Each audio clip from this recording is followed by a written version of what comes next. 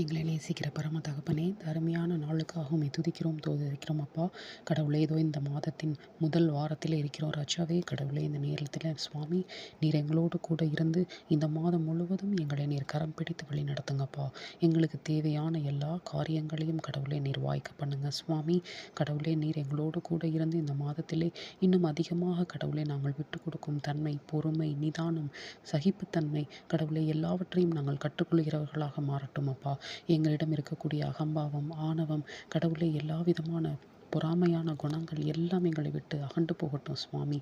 எங்களுடைய கோபம் அகன்று போகட்டும் அப்பா. எங்களுடைய முன் கோபம் அகன்று போகட்டும் அப்பா. கடவுளே, நீரே கூட இருந்து எங்களோடு கூட இருந்து எங்களை வழி நடத்துங்க சுவாமி.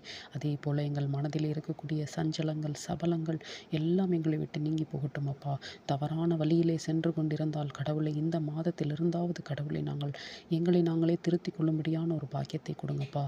எங்களுடைய மனதிலே ஒரு கட்டுப்பாட்டை கொடுங்க ராஜாவே.